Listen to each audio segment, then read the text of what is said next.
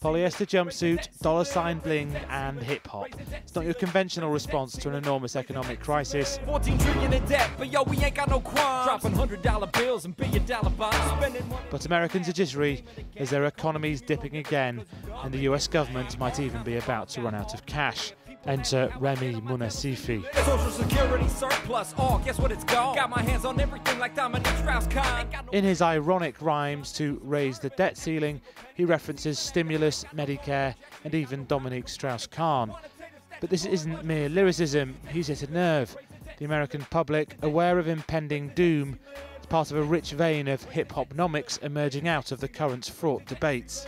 Hip-hop's a great format, again, because you can actually have very clear lyric, and you don't have to get trapped in a melody. Melody actually really reduces how many words you can put in a sense. Here we are, peace out, great recession, thanks to me. As you see, we're not in a depression. John Papola is half of the brains behind this track.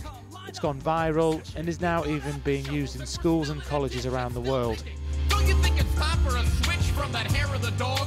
Friend, the party is over. The long run is here. It's time to get sober. Are you kidding? My cure works perfectly fine. Have a look, the Great Recession ended back in '09.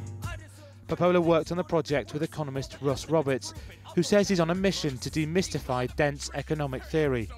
Are they doing real science or confirming their bias? Their Keynesian models are tidy and neat, but that top-down approach is a fatal conceit. What we tried to do in this video is make something that was both entertaining and educational, and we hoped that it would grab people's attention and they'd enjoy it. We seem to have been successful. It's a little bit surprising. I thought a rap video on Keynes and Hayek, maybe we'd get 50,000 views. That'd be a great success. So to get over 4 million across all the platforms that we have it on has been glorious. Their first collaboration, Fear the Boom and Bust, examined the big argument on ending America's economic crisis. The current song, Fight of the Century, is their take on the repercussions of choosing the high-spending stimulus at the expense of sound public finances.